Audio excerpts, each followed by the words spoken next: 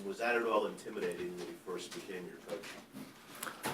Yeah, I mean, it was really Boris and Stefan, Boris a little bit first, and then for a short while, then Stefan became my idol. I don't know why it happened, but I had a lot of friends around me as well who told me, like, Edberg's so great, he plays so nice, and all these things. And I started to watch him, closely, and, I liked the way he played and the way he behaved on court. I also had a one-handed backhand by then, so I could really sort of, I guess, relate to it some degree. And yeah, that's why, I guess, and then, and I think with idols or heroes, it's always intimidating for sort of forever, to either just like speak to them or see them or spend time with them. It's just not something you ever thought was going to happen. So when I called him, I expected, a negative answer clearly, and, doesn't need to do this in any way. So I'm, thrilled that he took the opportunity. I guess he sees it as a really big opportunity to help me and, get me to winning ways, and it's going really well. I'm very pleased how we're able to manage everything, because he hasn't followed the game very closely the last 15 years, but he's got a lot of experience as a player, and with the information that I have, that Severin, my coach, has, I think we really make a great team, and he really, I think, enjoys himself on the tour now. Did you personally make the call to him? Yeah, of course. Roger, you played two great tournaments in Toronto and Cincinnati, but you played mainly at night. And then it seemed to me in the finals in Toronto, you played at daytime. Does it matter to you that you probably will play here night sessions as well, and then come the semifinals, come the finals, hopefully you have to play at daytime? Yeah, I hope I have that problem, it's perfect that we're talking semis and finals already. It wasn't like that last year, so no, I'm happy that I did play some night and some day in the last 2 weeks, because especially in the European circuit, whether it be clay or grass, you don't usually play much at night, or hardly. So next thing you know is like you're going through a stretch where you never play at night, you never practice really at night. It's all day. So it was good for me to get through some night sessions in Toronto. The switch was tough for the finals, because I finished sometimes really late, So from that standpoint, it wasn't ideal, but I'm happy how I was able to back it up physically and mentally. The following week in Cincinnati, it was tough. I played a lot of tough three-setters, long matches, late matches, and now I feel like whatever, if it's day or night, you got to be able to manage both anyways. So I'm ready for both, and clearly I always like playing night sessions here, but then again, as long as I keep winning, it doesn't really matter. Hey Roger, considering all the great battles you've had over the years with the top 5 players, are you at all disappointed when a top 5 player is not in the match, like Nadal this year? I'm more disappointed for the fans, his fans, and the tournament. Who puts up a great event, and it's not necessarily dependent at an event like this on the one player, but it's more exciting with him. For us, the players, I think we see it. We hope he gets well and he feels better quickly and all these things, and he's back on tour soon. But at the same time, I think what stands out is the opportunity, to try to take advantage of him. The fact that he's not here. It's one less really difficult player to beat. Maybe he was not going to be in my section. Maybe I wouldn't have played him at all. Like I have never played him here in the last 10 years, anyways. So, it's just that the focus maybe is now more on you or on other players rather than him. And yeah, we the players don't wish injuries to anyone, So you just hope he recovers quickly. Roger, what is the mental approach to a first-round match at a major? It's not necessarily just the first round, it's just for the tournament. Managing the first sort of the preparation week with press, sponsors, practice, treatment, enough sleep, all that stuff. Just getting through it in a way that you're really eager to play the tournament and you don't want to get ahead of yourself.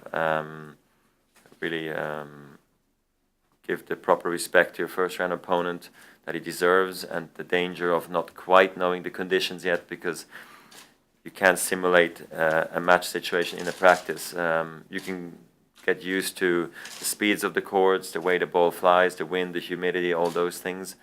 But the tension you do feel on a match court is just totally different, and that can really either block you from playing great, or and sometimes it frees you up, and that's the unknown, and that's why that first round match is always crucial. And what do you remember of this specific opponent, somebody you did play once before?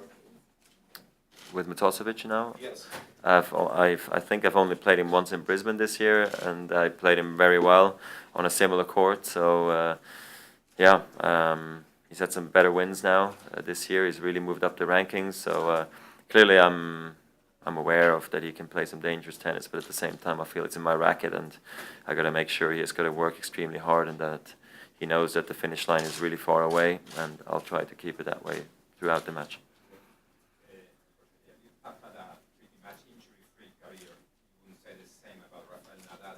It's only to be explained because of the different game styles, or do you see any other reason why he has so many injuries in this moment of his career?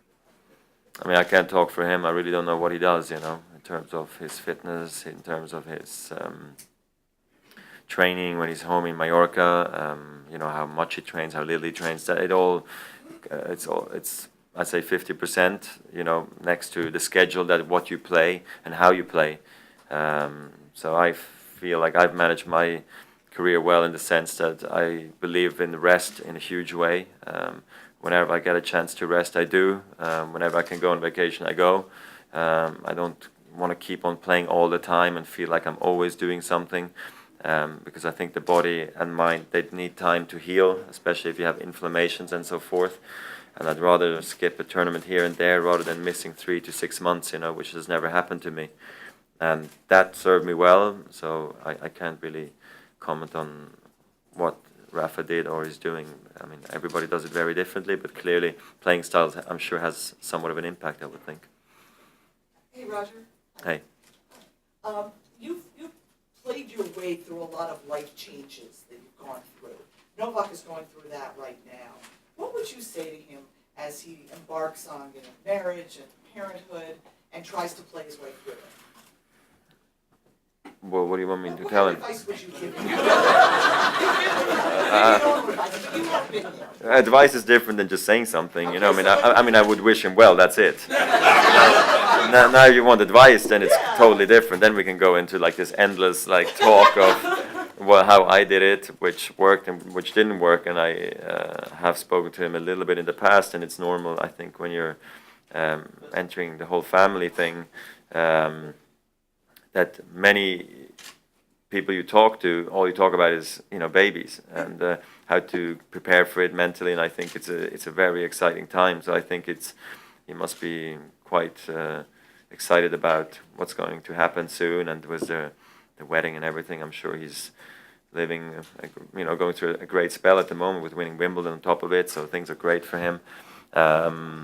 But I think he's got to figure it out himself, really, because I don't know his wife very well. I don't know where he lives exactly. So I think that all has an impact, or they're going to travel or not. But the good thing is he sees with me, I do it with 4, so with 1 it should be a piece of cake.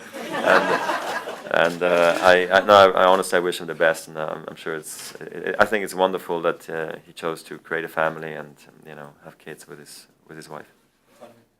Hey, Roger, good to see you again. Hey, good to see you I'm too. looking at the list of people speaking. Not one American man is on this roster today, and I would tell you the last decade, American men's tennis has not been much to write home, that bad for the business. But we have a local guy who's coming in this year, Noah Rubin, who won the juniors at Wimbledon. I'm just curious if there's been a buzz about him. I mean, he's only 17, but I'm just, you know, is he really the next great American hope? Has there been a buzz the upper echelons of the ATP tour about him? I wouldn't know. No, I haven't seen him play, so can't really tell you if he's the guy. I hope he is. I hope we're going to see great talent coming out of America, you know, in the next years, because it's not just a big country and an important market, but it has the US Open, and you know, Americans love their tennis here, so it would be nice to have you know, top 10, top 5 potential Americans floating around. That'd be great. Roger, you travel on tour throughout the year with your wife and kids. For a lot of the lower-ranked players who can't afford to do this, they're away from their wives, their families, 30 weeks out of the year. Have you ever thought about what your life on tour would be like if you had to travel alone? Well, I maybe wouldn't have had kids then, you know, until I would have retired. So it's as basic as that. Then you go down a different route. Just say, okay, well, I'll wait. You know, that's fine as long as the wife's happy to wait too. You know, and if not, then you gotta, going into having kids that you're not gonna be around them so much. So it's just another different mindset. Now I can imagine traveling sometimes alone without family and my wife, but I know it doesn't make me very happy. I know it doesn't make them very happy. So that's why we try to stick together and do it all at the same time. And it's great fun. I'm very happy I got this privilege to do it, because I know, like you say, not everybody can do it. So from that standpoint, I think it definitely has prolonged my playing career, no doubt about it. Roger, 2 questions about Stan. You've been a mentor to him through the years. Can you just reflect on the success he's had quickly? And the second question is, you both play one-handed backhands. Can you talk it's so different, though. Can you talk a little bit about the difference in styles of that as well? Of our backhands? Please. Yeah. No, I mean, I'm so happy for Stan with the success he's had this year, particularly winning, the Australian Open. Still very happy for Monaco, but less happy because he beat me in the final. But nevertheless, I think it's wonderful that he entered, the top 3 of the world. Playing as well as he did in Australia, beating the players that he did was just phenomenal, And I've seen Stan rise up close. I've seen him take setbacks. I've seen him train hard. I've heard him train hard through my fitness coach who we share. And from that standpoint, it's great seeing someone who's putting so much effort being rewarded for it. And I really think he's gotten to a point where if he plays his absolute best, you're not sure as a top guy anymore if it's in your racket. And I think that's exactly what you want as a player. And I know it's not an easy thing to do for him or for anybody, and for us either. But I really am very impressed how far he's gotten now. And now it's just important that he manages the new situation well, all the expectations, and that he still keeps enjoying what he's doing, and he doesn't feel too much pressure of just having to reach semis and finals and all those things that are being asked for him from the press and so forth. So I think that's going to be the big challenge for him.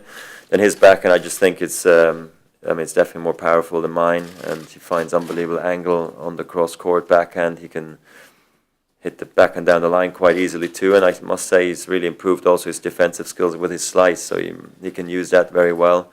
As well on the return, he does a really good job of getting a lot of balls back into play with his slice, and so I think that combination is really a tricky one for opponents, including myself. Also, towards the back. You mentioned how people are talking about you reaching the semifinals and finals in the way they weren't here a year ago.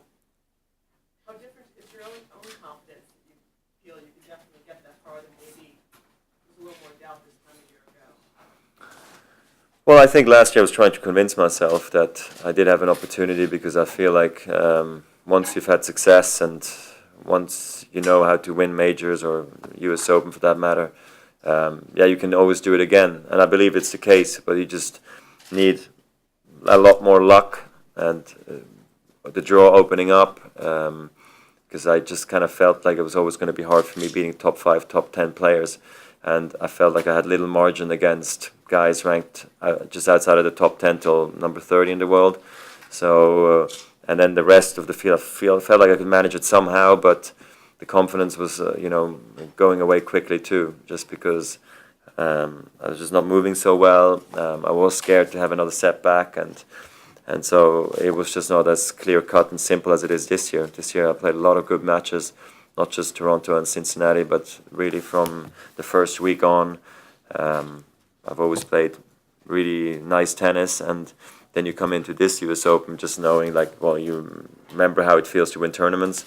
You remember how and you get used to that. You almost forget how to lose to a point, and confidence rises, and you're back to winning ways again, and everything seems so simple, And it's nice feeling that way, and I'm looking forward to this tournament because I really feel like I can play a great tournament, and I hope I can show that on the court this year. Thank you very much. Pleasure. Thank you, guys. Good to see you, Roger. Yeah, of course.